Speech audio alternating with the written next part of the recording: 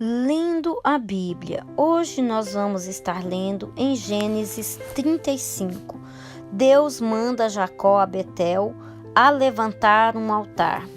Depois disse Deus a Jacó: levanta-te, sobe a Betel e habita ali. Faz ali um altar ao Deus que te apareceu quando fugiste diante da face de Esaú, seu irmão. Então disse Jacó a sua família e a todos os que com ele estavam: tirai os deuses estranhos que há no meio de vós, e purificai-vos, e mudai as vossas vestes. E levantemo-nos e subamos a Betel, e ali farei um altar ao Deus que me respondeu no dia da minha angústia, e que foi comigo no caminho que tenho andado. Então deram a Jacó todos os deuses estranhos que tinham em suas mãos, e arracadas que estavam em suas orelhas, e Jacó os escondeu debaixo do carvalho que está junto a Siquém. E partiram, e o terror de Deus foi sobre as cidades que estavam ao redor deles, e não seguiram após os filhos de Jacó. Assim chegou Jacó à luz que está na terra de Canaã. Esta é Betel, ele e todo o povo que com ele havia. E edificou ali um altar, e chamou aquele lugar Ei Betel, porquanto Deus ali se lhe tinha manifestado quando fugia diante da face de seu irmão. A morte de Débora. E morreu Débora, a ama de Rebeca, e foi sepultada ao pé de Betel, debaixo do carvalho, cujo nome chamou Alon-Bacute. E apareceu Deus outra vez a Jacó, vindo de Padã-Arã, e abençoou-o. E disse-lhe Deus: o teu nome é Jacó, não se chamará mais o teu nome Jacó, mas Israel será o teu nome. E chamou o seu nome Israel. E disse-lhe mais Deus: eu sou o teu Deus Todo-Poderoso. Frutifica e multiplica-te, uma nação e multidão de nações sairão de ti, e reis procederão de ti, e te darei a ti a terra que tenho dado a Abraão e a Isaque, e a tua semente depois de ti darei a terra. E Deus subiu dele no lugar onde falara com ele. Jacó pôs uma coluna no lugar onde falara com ele, uma coluna de pedra, e derramou sobre ela uma libação, e deitou sobre ela azeite, e chamou Jacó o nome daquele lugar onde Deus falara com ele, Betel. O nascimento de Benjamim e a morte de Raquel. Partiram de Betel, e havendo ainda um pequeno espaço de terra para chegar a Efrata, teve um filho Raquel, e teve trabalho em seu parto. E aconteceu que, tendo ela trabalho em seu parto, lhe disse a parteira: não temas, porque também este filho terás. E aconteceu que, saindo-lhe a alma, porque morreu, chamou seu nome Benanoni, mas seu pai o chamou de Benjamim. Assim morreu Raquel, e foi sepultada no caminho de Efrata. Esta é Belém. E Jacó pôs uma coluna sobre a sua sepultura. Esta é a coluna da sepultura de Raquel até o dia de hoje. Então partiu Israel e estendeu a sua tenda além de Migdal-Éder. E aconteceu que, habitando Israel naquela terra, foi Ruben e deitou-se com Bila, concubina de seu pai. E Israel soube, e eram os 12 filhos de Jacó. E os filhos de Leia: Ruben, o primogênito de Jacó, depois Simeão e Levi, Judá Issacar e Zebulum.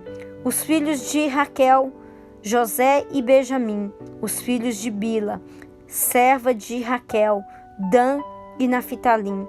Os filhos de Zilpa, serva de Leia, Gade e Azer. Estes são os filhos de Jacó, que lhe nasceram em Padã Aram. E Jacó veio a Isaque, seu pai, a Manre, a Kiriate Arba, que é Hebron, onde peregrinaram Abraão e Isaque.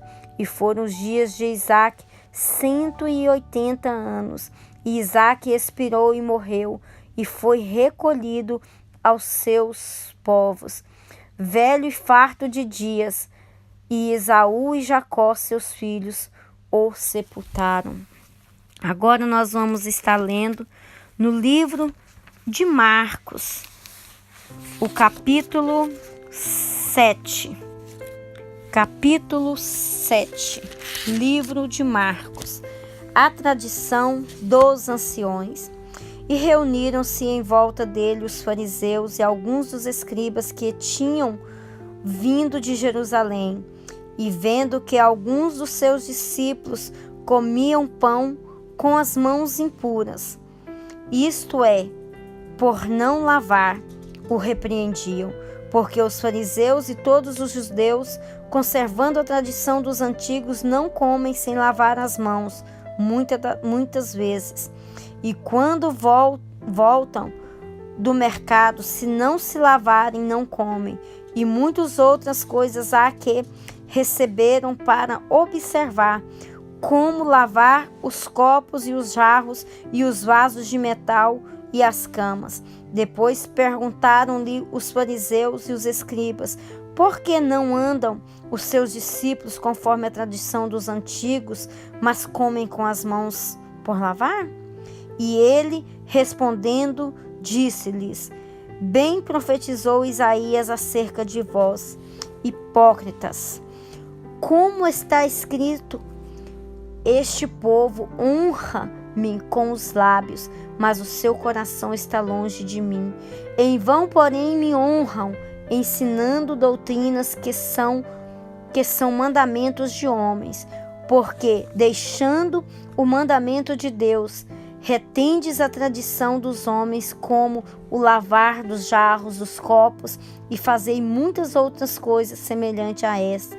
E dizia-lhes: bem invalidais o mandamento de Deus, para guardardes a vossa tradição. Porque Moisés disse: honra teu pai e a tua mãe, e quem maldisser ou o pai ou a mãe deve ser punido com morte. Porém vós dizeis: se um homem disser ao seu pai ou à mãe, aquilo que poderias aproveitar de mim é corbã, isto é, oferta ao Senhor, nada mais lhe deixais fazer por seu pai ou por sua mãe, invalidando assim a palavra de Deus pela vossa tradição, que vos ordenastes, e muitas coisas fazeis semelhante a estas. E chamando outra vez a multidão, disse-lhes: ouvi-me, vós todos, e compreendei. Nada há fora do homem que, entrando nele, e possa contaminar, mas o que sai dele, isso é o que contamina o homem. Se alguém tem ouvidos para ouvir, que ouça. Depois, quando deixou a multidão, entrou em casa de seus discípulos e interrogaram acerca desta parábola. E disse-lhes: assim também vos estáis sem entendimento?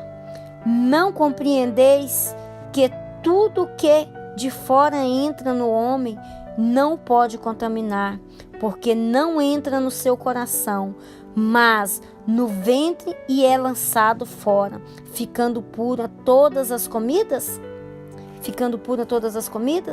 E dizia: o que sai do homem, isso é o que contamina o homem, porque do interior do coração dos homens saem os maus pensamentos, os adultérios, as prostituições, os homicídios, os furtos, a avareza, as maldades, o engano, a dissolução, a inveja, a blasfêmia, a soberba, a loucura.